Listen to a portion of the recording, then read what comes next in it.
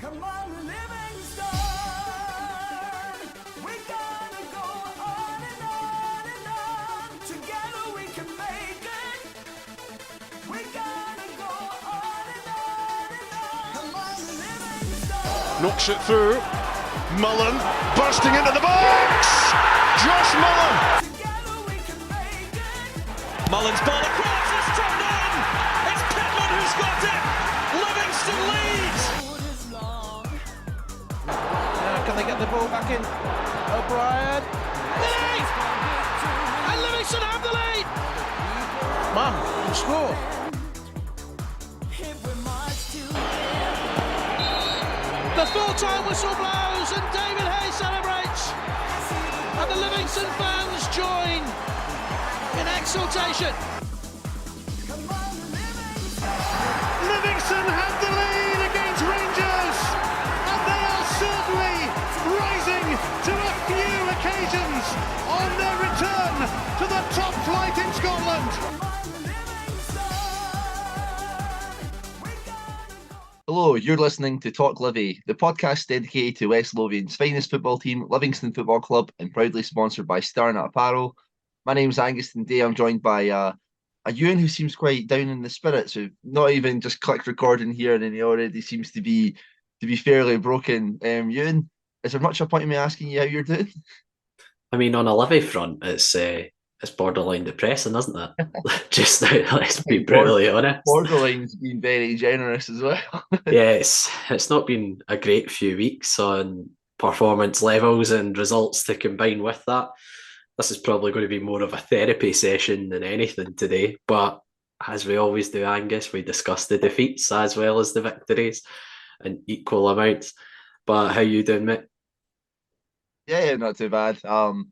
Unlike probably most Livingston supporters, I have seen a victory for Livingston this week, which I will be more than happy to discuss as well on this show. But yeah, we have the small matter of a couple of disappointments during the week there to get through as well. But obviously, we will cover them. But as always, you can search for Talk Livi on your preferred podcast streaming sites where you can follow or subscribe so you don't miss an episode. You can also catch all our episodes we've ever done up to date on there as well.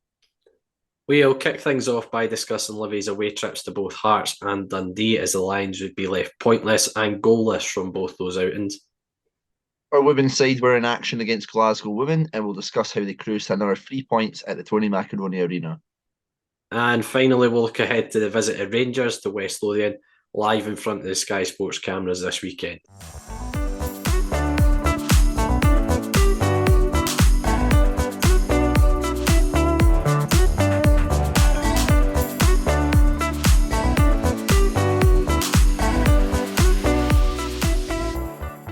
The Lions made the short trip to Tynecastle to take on Hearts last Wednesday. After defending for large spells of the game, a late goal from Kenneth Vargas would see Livy lose 1-0. Euan, thoughts on this one? I think if you're going to try and look at positives, if you look at how we defended in the game against Kilmarnock at Rugby Park and then how we defended for the 2 goals against Dundee at home, you can turn around and say defensively we were a damn sight better and defended our box better. However, I would expect us to have defended our box better when we decided to camp 11 players across the 18-yard box for the duration of the game. It just struck us so much negativity, and normally I'm quite on the defence of the manager and how he approaches games.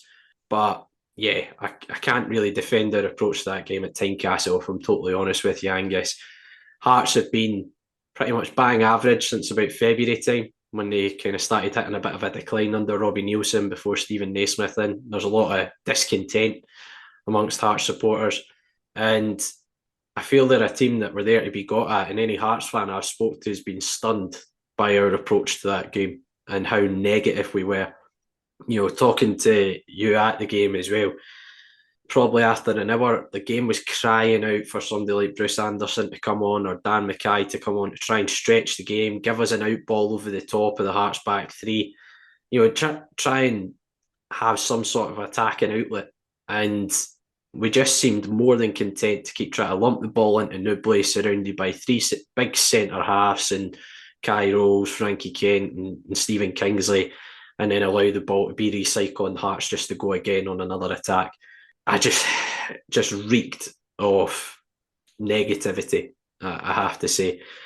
And yeah, I was pretty disheartened in a way by that performance, because we've gone to Tynecastle before and caused plenty of problems, albeit maybe not got the 3 points to show for it on occasions. But as I say, that's a Hearts team that we're there to be got at, in my opinion. And we treated it as if we were going away to Celtic Park or Ibrox, which, as I say, I just find so disheartening. So disheartening. But to kind of touch on the full game as a whole, I mean, there's no highlights really from us. I think Stephen Kelly had any of our efforts that were, dare I say, on goal during the game. One that went high and wide in the first half and a back heel in the second half. But I have to say, there was a couple of changes to the side. We went with a back four to start with. I saw a lot of folk kind of before the game. Again, me and you were in the Roseburn bar before, and folk were questioning the team selection. But then the caveat of that is, well, would you not be asking for the team to be changed after the last couple of performances? So in a way, the manager can't win when he does that. But he went with a back four. It saw Miles Welsh-Hayes coming at right back. I thought he struggled quite a bit in the early stages of the game. You could tell that it was his first game back for a while. And that kind of saw us switch into a back three, back five. Miles Welsh-Hayes went into the right centre-back slot. Scott Pittman kind of filled in on that right-hand side, and I think that kind of steadied us a little bit, stemmed the tide, because Alex Cochrane was getting a lot of joy down that side. But I also saw Jack Hamilton come in between the sticks, and I thought he did very well. I think he's actually done well the last couple of games, in fairness to Jack. You know, we had plenty of warning shots from Hearts in the first half, and albeit maybe not a load of clear-cut chances, but it was a lot of kind of last-ditch defending from us at times inside their 18-yard box, a lot of kind of good blocks from kind of the whole back five at times. Shankland hit the bar. Jack Hamilton's made a couple of smart saves from Lawrence Shankland in the first half as well. I do think in the second half we defended our box better than we did in the first half. I think we dealt with less clear-cut opportunities, I would say. In the second half, Stephen Kingsley had one from distance, which again Jack Hamilton was equal to. Shankland had an effort where he spun inside the box, put it wide of the post, but there's only so much your defence can do when you go out with this approach in a game. And the goal comes, George Grant, I think, is given too much space in the box. Probably one of the rare times a player has managed to get space in our 18-yard box in the game.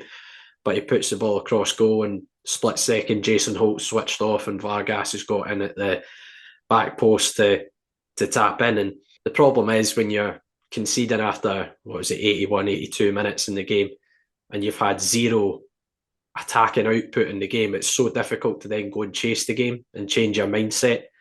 And I felt as soon as that goal went in, that was game done, game dusted, because, as I say, we'd shown zero attacking nous in that game at all to go and chase that game and get an equaliser. And I mean, the last corner we got just kind of summed that up. We managed to clear our own lines from our own corner, which was just basically summed up our attacking display, or lack of it, on Wednesday night. But as I say, there's an element where you can say it's a positive that we defended our box better, but on the whole, I'm quite disheartened with that performance from an attacking side. Yeah, spot on. I think that it's one of those ones where, you know, if we do end up getting a 0-0 draw there, you're probably there is some credit that's due to the team and stuff like that. But what happens when you concede that goal and you've offered absolutely nothing, then you can't have any complaints about the result that ends up coming with it. I do understand that we've been trying to do a further emphasis on, you know, making sure they're a bit more solid at the back. To go to the complete detriment of doing anything noteworthy in the attacking half, it's just very, very poor, and it's just disappointing to go and see. As you kind of said earlier, we weren't going to Celtic Park, we weren't going to Ibrox. We're playing against the Hearts team who are kind of misfiring at the moment. Who, you know, there's a lot of supporters there who could who are not too best pleased with how things are going, and we've not put any pressure on them whatsoever. We literally just went there in hopes for the best. I do feel for the players quite a bit in that, because I do think that they did put in like a very tireless shift, and then it's obviously like a late sucker punch that's came there. it's just quite disappointing seeing that. I mean, we've talked about this quite a bit in recent weeks and stuff like that, that we feel that we do have genuine attacking threats who could hurt teams and such. But that game on Wednesday, there was just nothing there. And, as a supporting, as a fan traveling through, obviously it's going to be one of the closer ones for us and all of that. Closer is going to get to, Christmas time and stuff like that. The away support's probably going to get even smaller and smaller. Are people going to be encouraged to kind of come along knowing that, we're basically going to go and not attempt to kind of get anything? I don't think so.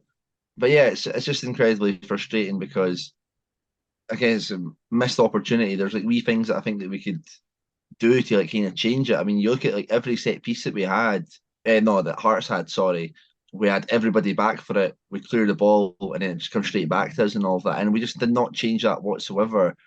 I remember I kind of go back to the person I was using as a prime example for this, talking to some of the people in the car back, was when Dolly Menga played for us. And people can always say, what about Dolly Menga and that, how like erratic and stuff he was. How many times though would we have like a defender, a corner kick or a free kick? The ball would end up breaking out to him there. And, on the odd occasion, he would run it back out for a corner kick himself. Also, how many times would he get into their half, win a throw in, win a corner, win like something like it's just small things like that that help relieve the pressure. And I think something like that as well gets the away support back on their backs as well. But we just offered absolutely nothing. And yeah, no complaints from me. Spoken to a couple of Hearts fans after the game and stuff like that as well, and they're all kind of a bit bewildered by that kind of decision for us to make. But yeah, I guess we just got to put it in the past. Another game without any shots on target, pretty brutal. But I guess we didn't have too much longer to dust ourselves down before we played Dundee. I don't know if you're trying to go straight into that. I don't know if it's a wee transition. Yeah, just quickly little points on the Hearts game. I actually saw a picture online of our heat map from the game. I got sent it by, funnily enough, Laurie Dunza, who does Hearts TV, does the commentary for them, and it basically backs up everything we're saying. Essentially, our heat map was across our 18-yard box for the entirety of the game, and it just kind of sums up how defensively minded we were going into that game. I'd just like to mention as well, I'm not having a dig at the players here because I can't question the players' effort in that game. They put everything into it, and as you say, it's a damn shame that all their efforts have come away with nothing in the end. Special mention for James Penrice, who I thought was outstanding during the game up against Alan Forrest for best part of an hour, 70 minutes. And I think he handled them really, really well during the game. And Miles Welsh-Hayes, as I say, kind of grew into the game as it went on. As I say, I think he kind of struggled in that early part. But when he got Scott Pittman put in front of him, I think he kind of settled into the game. And I thought Pitts did a good job defensively as well out in that right-hand side, kind of not a natural position for Pitts to be playing. But Pitts being Pitts, he puts in a shift whenever you put him out on the pitch, regardless of who is up against or where you put him on the park. But yeah, to go into the Dundee game, it would be another 1-0 defeat. However, a significantly better performance, and it took, let's be honest, a moment of magic from Luke McCowan, a superb free kick, kind of just before the hour mark to win that game. Angus, I know you were covering the women's team on Sunday, so I don't know how much you've actually managed to catch off the game. Yeah, not an awful lot. Just kind of trying to follow it up on through the Twitter updates and stuff like that. And it did seem as if the takeaways that I had from the first half kind of be able to completely be focused on it. Apparently Dan Lloyd seemed to be involved quite a bit and was kind of energetic and whatnot. I do see that there was a couple of subs kind of after half time that I don't know if are quite interested in that. I don't know if they were kind of forced due to, I think, seeing like Davies like post-match kind of interviews as well, that he was kind of talking about players not having a lot of minutes in their legs and that wouldn't play the full 90, so there's preempted substitutions for that and like yellow cards as well. And yeah, we had a shot on target, led to believe, right? Yes, I actually celebrated that. I was on commentary up at Dens at the weekend, and my record of no goals scored for Livingston when I am on commentary continues. But I did witness a shot on target, which was an improvement on the previous couple of games. But yeah, kind of touching again, manager went with a back four, Miles Welsh-Hayes at right back, Devlin, Kelly, Penrice across that back four. Jack Hamilton was in between the sticks once again. Andrew Shinnie again retained his place and saw Danny Lloyd and Stephen Kelly playing in behind Joel Nibley. And I thought first half we were very good. We capitalised a lot. Dundee were pretty slack in the middle third of the pitch, and we capitalised on that. We were aggressive in our press, winning the ball back higher up the park, and we offered a really good threat on the counter-attack. A couple of decent opportunities for Stephen Kelly, kind of worked an angle for a shot. It was maybe just like one or two touches too many, instead of just letting fly and trying to test Trevor Carson. But yeah, I was quite pleased with our first half performance. As I say, we were getting a lot of joy on the counter attack. You know, as I mentioned, Dundee were pretty slack, albeit they kind of were trying to capitalise on the fact they scored from a couple of set plays the weekend before. They were putting a lot of balls into our box, but I felt we defended our box very, very well. And we probably have the best opportunity of the first half. Again, on the counter attack, Penners has got down the left hand side. He's put a ball that any centre forward would be crying out for and licking their lips at. This is where you argue if Bruce Anderson's on the pitch, he tucks that away, in my opinion, but it falls to Joel Nibley and he's put it high and wide in the end, and we really should be 1-0 up at that point, albeit Dundee then had a very good opportunity just before half-time. A header from Ricky Lamy goes just wide. It was probably the one time we've allowed a free header in our 18-yard box in that first half. But I have to say, Dundee made a change at half-time. Botan came on in the middle of the park and he seemed to settle them down a little bit. And for the kind of opening 20 minutes of the second half, I think Dundee kind of really peppered us and put a lot of pressure, a lot of balls into our box once again. I think Joe Shaughnessy probably had one of their best opportunities coming in at the back post, and I think he's tried to put it across the 6-yard box, and it's ended up going well wide in the end. But the kind of big turning point in the game is the goal, essentially, but it kind of leads from an initial VAR decision where Sean Kelly was sent off. I said on commentary at the time, I thought if that's a red card for denying a clear goal scoring opportunity, that's going to have to get looked at, because if I'm right in saying, I think it was Devlin was the other side of Kelly, so he's covering, you've got a covering defender, so it's not a clear goal scoring opportunity, albeit Sean knows exactly what he's doing. He's just, taking the player out. There's the zero intent to probably go and win the ball there, but it's a stick-on yellow card in my eyes, and obviously referee's been sent to the monitor and he has overturned it. But Luke McKibben's punished us in the most severe circumstances with an absolute wonder goal from all of 25-30 yards. Nothing you can really do about the goal from a defensive point of view, because it's just a sublime free kick, and sometimes you need to just kind of tip your hat to a moment of quality in the game. But kind of then looking at that, we then fire Bruce Anderson on at that point. If I compare it to the weekend before against Dundee, I felt Dundee looked at the game at half-time last weekend and thought there's a game here to be won, and they made a really positive substitution. I felt it was the same kind of circumstance in that game on Saturday. For us, Dundee were slack. There was a game there to be won, and I felt, again, if we were getting a lot of joy on the counter-attack, had we maybe put on, again, a Mackay and Anderson trying to stretch the game, a little bit more pace in behind. That's no a slight on the likes of Danny Lloyd, who I thought did really well in the game, but ended up coming off. He was kind of walking a tightrope after he picked up a yellow card and got subbed straight after another tackle he made, another foul that he gave away. But yeah, it felt it was crying out for that, and we almost again seemed too focused on what Dundee were doing, and that they were putting a few more balls into our box, because we reverted to going to a back three, albeit I think we kind of dominated territory and possession for larger spells after the goal. We had a few good opportunities ourselves. Michael Nottingham had a header just wide. Bruce Anderson had an effort which he manufactured, would have been an absolute wonder goal in itself if he managed to hit the target with it. He also had one that Trevor Carson's managed to claw away somehow. It's an unbelievable reaction stop from him, given the deflection. And Dan Mackay also had an opportunity, I think, kind of before these, which lands them at the back post, but he kind of sklass it well wide in the end. But it kind of just struck a little bit of huff and puff trying to get that equaliser. And as I say, I feel, again, tactically, I felt that we panicked a little bit Dundee having a bit of pressure in the game and reverted to a back three, even though we were causing them a great deal of problems in the first half. And I felt that we made a positive substitution, maybe at half time or early in the second half. I think we could have continued to cause Dundee a lot of problems, and there was definitely an opportunity to go and win that game. But on the whole, it's a much better performance, both defensively and from an attacking sense. We did cause Dundee a lot of problems, but unfortunately, it's the same old end result. Yeah, I think obviously not being at the game and that, and looking at kind of the substitutions again, it seems as if we're reacting to going a goal down before we start to kind of make those positive introductions.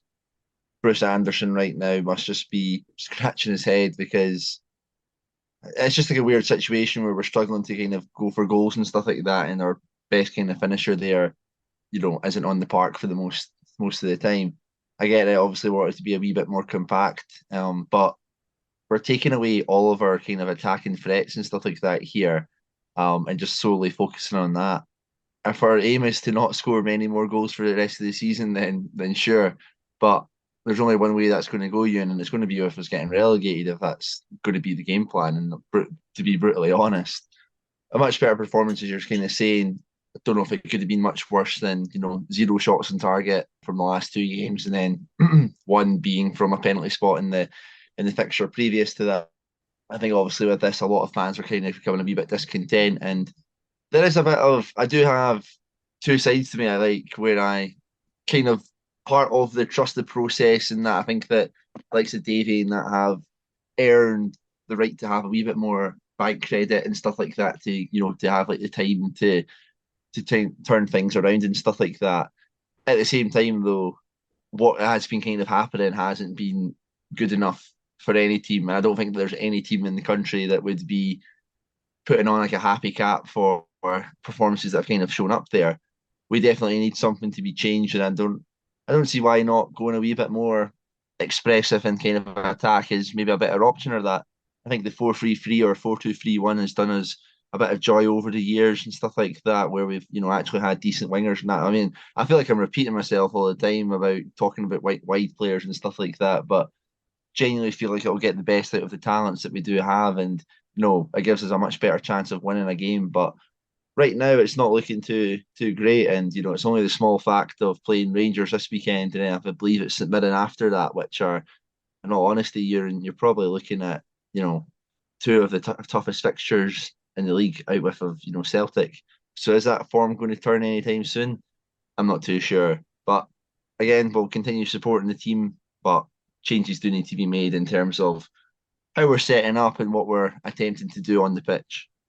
Yeah, just on the manager, when we recorded last Monday, it hadn't been kind of confirmed with regards to the approach from St Johnstone for Davy Martindale taking over the job. Since then, Craig Levein has been appointed, and off the back, and we're recording Wednesday morning. Last night, St Johnstone drew 2-2 with Motherwell. It keeps us 11th in the table. But what was your initial thoughts on hearing the links with Davy going to St Johnstone, and kind of what's your thoughts on him obviously coming out and staying put? Yeah, it's an interesting one, because the rumours had kind of come about quite quickly after Steve McLean had kind of been dismissed. I think, in all honesty, I was quite comfortable in knowing that Davy would probably stay. I didn't think that he'd be looking at St Johnstone as that big step up to a team where it's probably worthwhile in leaving. Obviously, not saying that like St Johnstone's like a bad club or anything like that. I just think that the kind of situation that they're in, like he's going to be going to a team who are cutting budgets and stuff like that. They're supposed to have like a 1.5 million like loss and all of that. He's kind of, in a lot of ways, it's kind of like a sideways step. It's not as if it was like I would understand more. See if like a Dundee United or even that came in, who thought a wee bit of money behind them and stuff like that, and he has like a project he can properly get behind, I would maybe be a little bit more concerned about him leaving. But I am glad to see that he has stayed.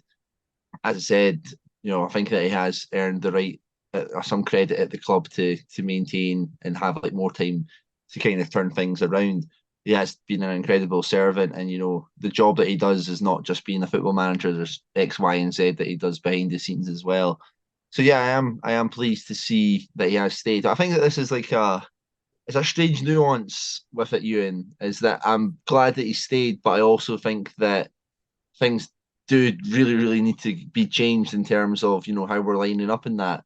Just because I'm happy that he's still staying at the club doesn't mean that he's exempt from any sort of criticism regarding what has been going on the last month. I think that that's getting lost a little bit with some of the discussions are seen, especially on the fans forum and stuff like that, that you can have two opinions basically where, you're one glad that this person is staying at the club, but it's not saying that I am entirely pleased with how things are being run at the moment and how things are, what our game plans and that are. And it's, maybe in a couple of months' time, will that opinion change if we don't change like our philosophies or performances? Perhaps. But until then, I'm thinking that, I'll be more than happy giving Martindale that time to turn things around. Yeah, I kind of echo what you say in regards to I wasn't overly concerned when I saw the rumours kind of floating about that St Johnstone had made Davy their kind of prime target. And speaking to a couple of guys that I know are Saints fans, they kind of said that at very early doors after they put their statement out about Stephen McLean, Martindale was kind of deemed their number one target. But for me, I couldn't see him going to, and this is no disrespect to St Johnstone, but as you mentioned, a very sideways move, given he's talked a lot about our budget over the summer. St Johnstone, as you said, made that kind of £1.5 million loss. They've cut their budget back significantly this season as well. So I can't see, it would be pretty contradictory almost if he went to St Johnstone off the back of talking about our budget over the course of the summer. And I do think for a club in Scotland, it would take something that's a really good project for Davy, in my opinion, to go in there. You kind of mentioned clubs maybe the size Dundee United and above, talking the two Edinburgh clubs, Aberdeen. Even somebody like a St Mirren, if Stephen Robinson was to move on, because they're a very well-run football club behind the scenes. So maybe that's the sort of club that would maybe tempt Davy away. But I wasn't overly concerned when he was approached. But I'm in agreement with you. I fully back the manager. I think he's got enough credit in the bank. Does it mean I'm over the moon with how we're playing just now? Absolutely not. You kind of talked about me coming on this episode sounding a bit depressed and down about how we're playing just now, and it's only natural because we're not putting in performances that kind of reflect what we've done over the last few years under Davy Martindale. So I do think there's a degree of it that needs to change on the park, but I'm more than willing to give the manager that time in the back end to do that, because he, as you mentioned, he has that credit in the bank for me. And I think it would take a lot for Davy to part ways with Livy or Livy to part ways with Davy. And I think the fans need to understand that he does have that credit in the bank and he's going to be given that opportunity. I've said quite a few times, I think even if we got relegated, I think Davy would be given the opportunity to try and take us back out from the Championship if he wanted to. So I think he's here for the long haul still, and we need to back the manager, and I'm fully behind the manager as well. And hopefully we can start getting an upturn in those performances, which will hopefully bring an upturn in results as well. Yeah, I think that's the main thing that we've got to take right now, is to continue backing the team. Sure, things aren't going too well at the moment, but we're all in this together. There's still plenty of football to be played. You look at it only a month ago, Ewan, that a victory against Motherwell put us into the top six. We end up winning another couple of games, and then who knows what happens, where we could end up being in the league. Whilst we're in this little difficult time, we've got to band together, and hopefully things will come right in the end. But yeah, confident that we've got good enough players in the building right now. Confident that we'll be able to turn things around, but we need to see glimpses of that. There's no point of us saying on paper that X, Y, and Z can happen. We have to start showing it, and there's no better time to do it than against Rangers on Sunday, isn't there? Exactly. Here's hoping we can cause a big upset, eh?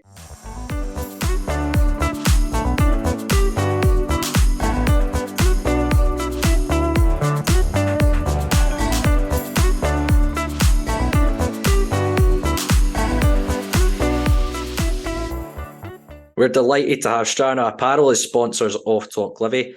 UK based with a Swedish soul, we are Strana. Strana is an independent fashion brand from Scotland who create high quality and stylish attire for on and off the terraces. Inspired by terrace culture, lifestyle and music, all their clothing is designed using quality materials and workmanship to combine the very best style and fit. And all of this means you get a premium quality fashion at affordable prices. while enjoying a simple and secure service. As a bonus for Talk Livi listeners, you can get 10% off your order using the code TalkLivi at the checkout. We'll also have some exclusive giveaways during the season, so keep your eyes peeled on our socials for those too. And thanks to Sterner for sponsoring Talk Livi.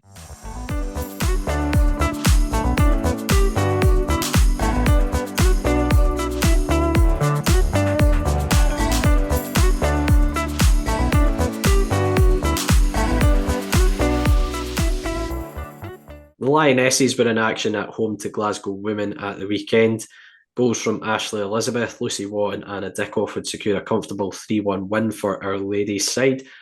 Angus, whilst I was up at Dens Park getting called a fanny on Twitter for joking about the name of Dens Park, albeit I thought it was quite innocent what me and Connor said on commentary, but there you go.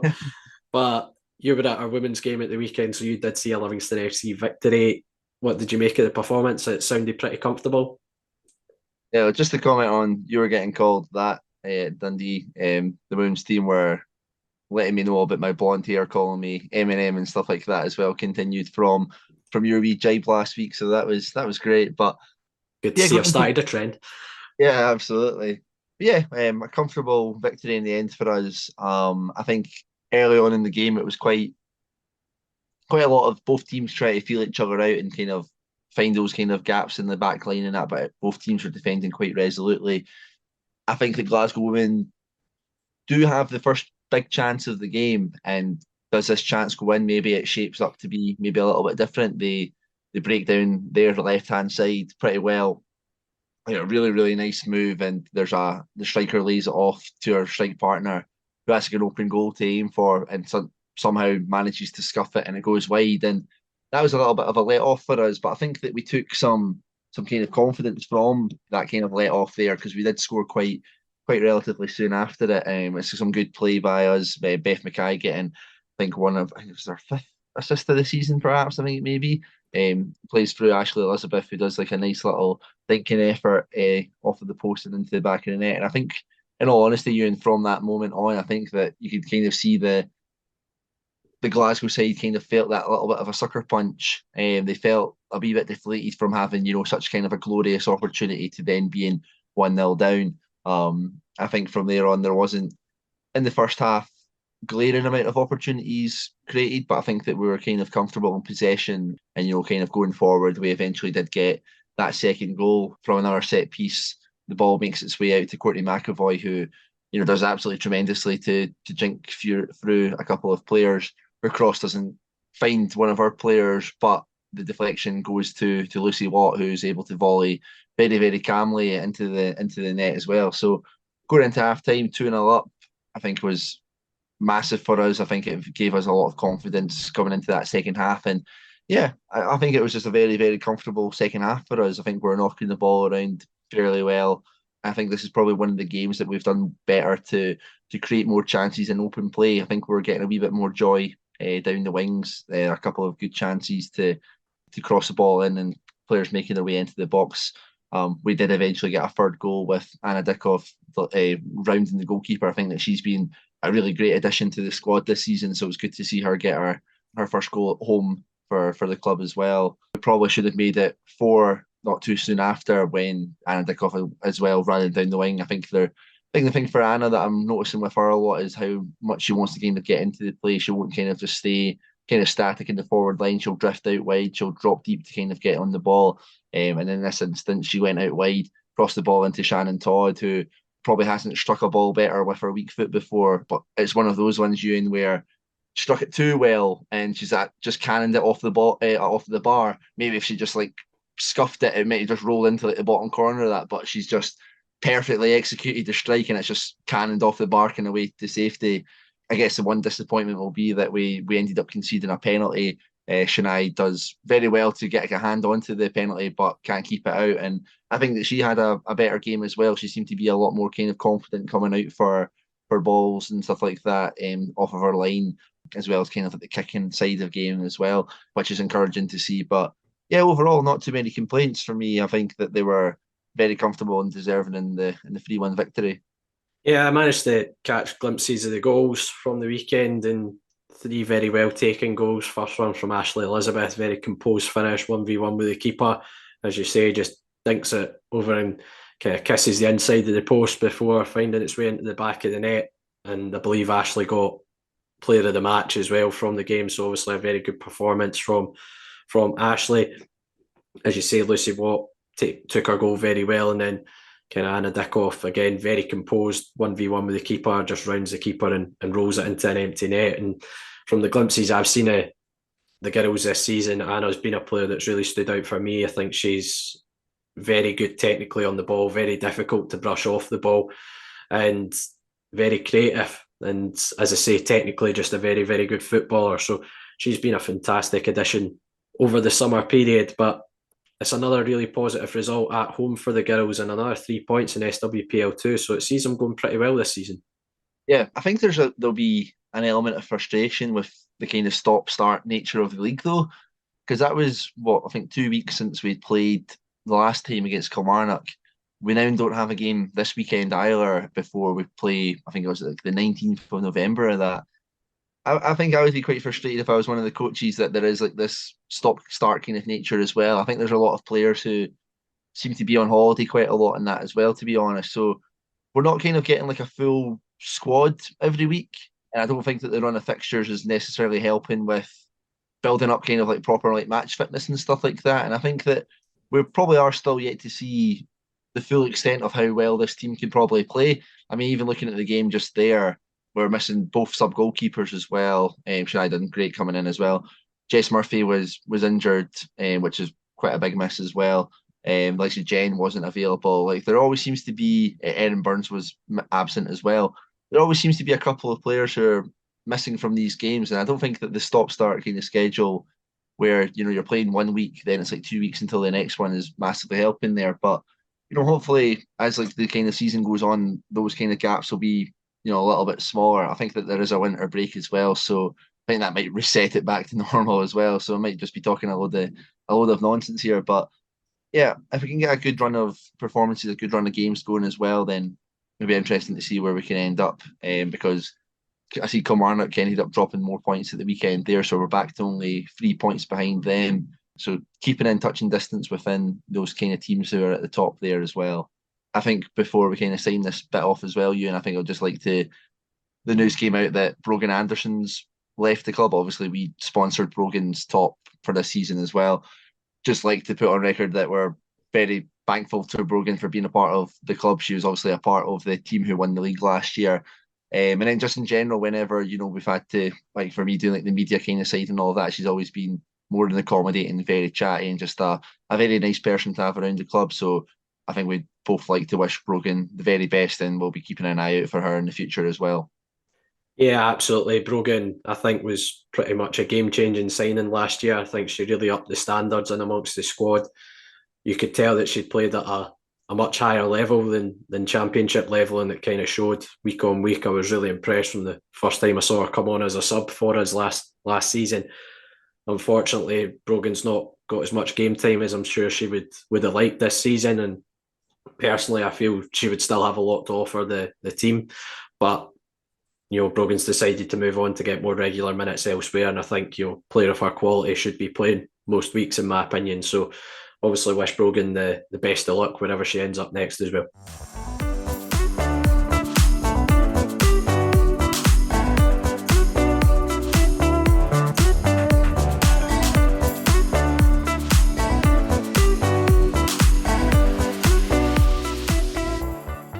It's another tough test in store for the Lions as Rangers make the trip to West Lothian in front of the Sky Sports cameras. Euan, any hopes for this one at all? No. So let's move on to predictions. Yeah, I think that's all we should just kind of talk about here. Congratulations, Rangers, on the 3 points. Make your trip back to Elyburn safely, and see you next time. Yeah, it's difficult to think of positives, not even from looking at our point of view, but we've suffered 2 4-0 defeats at Ibrox this season to Michael Beale's Rangers. And Michael Beale got hounded out the door by Rangers supporters, and they've brought in Philip Clement, who has got off to a pretty much a flying start, comfortable home victory over Hibs. Then a late comeback against Hearts at Ibrox as well. Couple that with the fact they've now reached the League Cup final, and amongst there, and I think they also had the draw with Sparta Prague in Europe away from home in Prague. So he's had a pretty decent start to his life at Rangers. I think Rangers fans have already kind of noticed a difference with the team. I'll throw into that as well, a very good victory up at Dens Park as well. And he seems to be getting the best out of some of the players who are probably receiving the most criticism from Rangers supporters. The likes of Dessers, Lammers have produced moments of quality in amongst these games recently. So yeah, we're coming up against a Rangers team that have got a bit of a lift from their new managerial appointment, which I think is just going to make it just an even bigger and tougher task than it already was going into the game on Sunday. But you need to bear in mind that they do have a game midweek against Sparta Prague at home, which is pretty much a must-win I would look at for Rangers in terms of looking to progress in the Europa League. So I'm sure they'll have quite a lot of focus on that prior to playing ourselves. You'd probably expect a few changes to get made to their side as well off the back of that. Yeah, you're hoping you can kind of catch them cold off the back of a European game, but we're going to need to be absolutely bang at it. I think we've shown flashes in the games against Rangers at Ibrox this season that you can get at them, you can cause them a few problems. We're at home, we need to try and be brave. You know, if you look at the Celtic game, granted the overall outcome of that Celtic game, but there was moments in that game against Celtic where we were brave against them and caused them problems. So we need to kind of show that mentality as well going against Rangers, because no disrespect to Rangers, are not as good a side as Celtic on paper, the individual players that they have on the park. So we are more than capable of going and causing them some problems. Kind of regularly talk about with Rangers that a lot of their width comes out the two fullbacks. The things that gave us a lot of joy against Celtic was kind of those balls in behind, down the line, looking to stretch the game. I think we need to try and play with a little bit of pace in the forward areas. The likes of Bruce Anderson, the likes of Mackay, trying to stretch the game and get in behind. Is it a possibility you put Sangari into the side because of the problems he caused Celtic? Just as I can see your face wincing there when I mentioned it, but his athleticism, his power, his running off the ball did cause Celtic a number of problems, in particular in that first half of the game. So is it maybe something Davy looks to replicate? I don't know. It'll be interesting to see how we set up, as well, taking into account that we have set up initially with a back four in the last couple of games. Does Davy continue with that? Because Oberlei's injury seems worse than first feared. I think he has been a big miss in recent weeks, but would that see us continue with a back four and kind of almost playing maybe a 4-2-3-1 style of formation, which we kind of set up with in the last game at Ibrox in the League Cup quarter-final? So yeah, I think, granted, we're coming up against the Rangers team that have got a big lift recently in terms of, as I say, the new managerial appointment, who seems to have hit the ground running. But you can get at Rangers, but it involves us having to be really brave and try not approach the game the way we did, for example, that game at Tynecastle, where we're just going all out defence. Yeah, and based off of those kind of performances, it's hard to see us do anything but that. I guess it's a little bit more justified in this instance against Rangers, especially if they're kind of in a free scoring kind of mode there. I think, what was it, last midweek? Midweek there, they scored, 5 against Dundee, 3 at the weekend there. Who knows what happened tonight? Couldn't even tell you who they're playing tonight. Not playing tonight, playing Thursday night. So we record on Wednesday, so Thursday night they're at home to Sparta Prague. Yeah, so hopefully that's a game that takes a lot of energy out of a lot of their kind of key threats, and that, like Sima has been very, very good. It's going to be a threat that we're going to have to keep an eye on. But I guess for us right now, we've just got to not give away any silly, stupid goals. We've done that far too often this season, and kind of against them as well.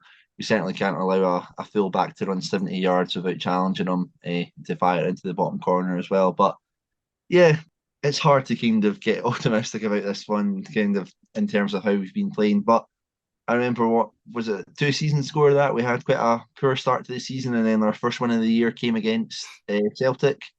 Who knows, maybe this could be the one that kind of just kickstarts things and we randomly pull something out. But I don't know if we're worthwhile going to predictions right now. Euan, are you going to back that thinking? Well, let's hear your thoughts on a starting 11. I gave a few suggestions there. as I say, you kind of winced when I mentioned Mo Sangare. I know you're not his biggest fan, we'll put it that way, but I was just more intense thinking if we're looking to replicate the kind of issues we caused Celtic. But anyone in particular you want to see in the side? I'm going to go word beginning with W and ends in Ingers. Yeah, is a 4-3-3 in this game maybe the way to go? Probably not, but I just want to see something a bit more better than what it has been. Even if we do stick with the kind of like the 5-2-2-1, where it's been like kind of two number 10s, why not stick Newbley and Mackay as them and kind of be like, right, you guys can go a little bit wider. Those players are probably going to be tasked with following the fullbacks anyway, like Tavernier, and if it's going to be Barisic on the left hand side, we're going to have to pay close attention to them. So why not stick like wide players on them as well? Make it sure that they're not getting any time on the ball to put in crosses and make runs to the back post and that. And then on the flip side, whenever we do win the ball back or that, there could be space to exploit by having quick, pacey players out there. Back five, yeah, I think it's interesting to see if is Montano back. Is that 2 matches that he's missed? Is it a 3-match ban or 2-match ban? I'm not going to lie, mate. This is really poor from our point of view, but I don't know what the rules are on suspension because it was a violent conduct one. So I don't know if it is 3 or if it's just 2. But if he's back, he's back. if that's an option, we are missing, Michael Nottingham went off injured there as well. We're kind of looking for more players, in the defensive areas. We've seen Montano playing reasonably well as a left centre half with Penrice on the left as well. Could that be something that would be interesting to maybe see? You could have like Mikey Devlin and Sean Kelly still in there, I guess. Would that maybe see Sean Kelly as the centre one? I'm not too sure. But then you could also, I don't know if Luigi De Lucas is back into the side and then Sean Kelly maybe moves back into the centre of the park. Yeah, I think that based off of how Rangers have played in terms of how deadly they are from, getting like set pieces and stuff like that, maybe we're going to be looking to use that height as Davy is kind of always a big fan of, which you'd probably see a midfield pairing of Sean Kelly and Sangare in there with Devlin, De Lucas and maybe even Montano at the back and with Newbley as well to kind of give us that option. I think an interesting one is maybe Curtis Guffrey. Is he an option if we're going to kind of look to go long and hold the ball up? Is somebody like him a better suited option? I'm not too sure. I didn't feature at all against Dundee there, but going back to that point about Davy kind of wanting height in that to help defend their own box and stuff like that, I wouldn't be too shocked, to be honest with you. I think that's probably more likely than Bruce Anderson starting at this extent. But yeah, I'm not too sure. What I would like to see is probably going to be vastly different, but at the same time, we can't go out and suddenly start playing expressive, expansive football against, the second best team in the country, because more often than not, it only ends one way, doesn't it?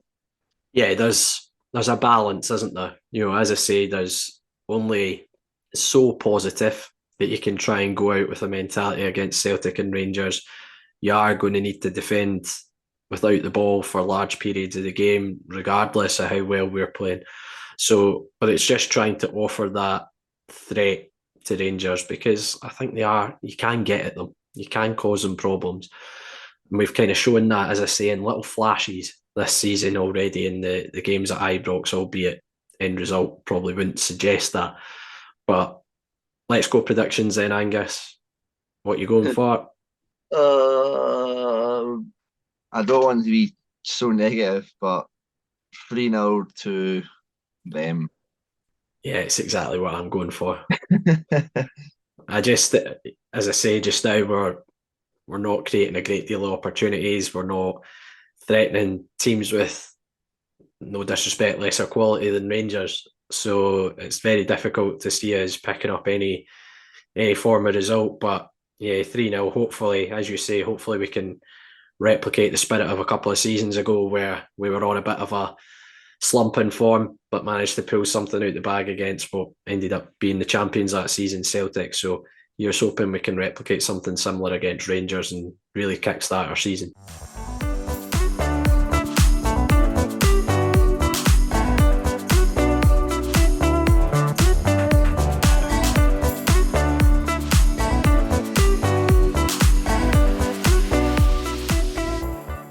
That's it for this week's episode of Talk Livi. We really appreciate you tuning in every week, and we'd love to hear your feedback as well. You can leave us a review on iTunes or drop us a message on Twitter, Facebook or Instagram.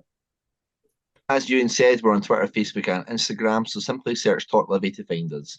You'll find all the links to our weekly episodes on there, and any shares and likes are always appreciated. All our episodes are available on all the usual podcast streaming sites, including iTunes and Spotify.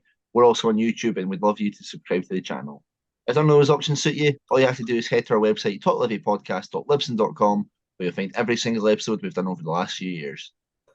That's it for this week, and thanks to all our listeners for tuning in as always. Let's hope for a better week and, let's be honest, a goal whilst following the Lothian's finest football team.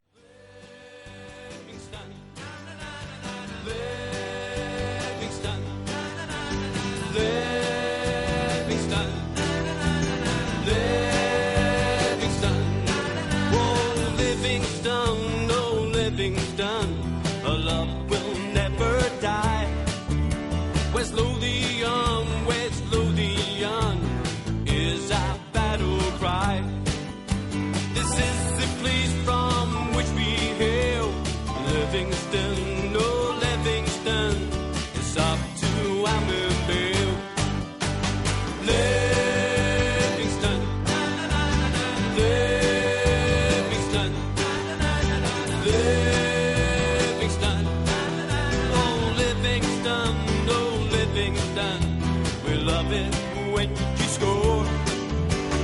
Livingston, oh Livingston, the Ammonville Lions roar. Livingston, oh Livingston, we realize our vision. Livingston, oh Livingston, into the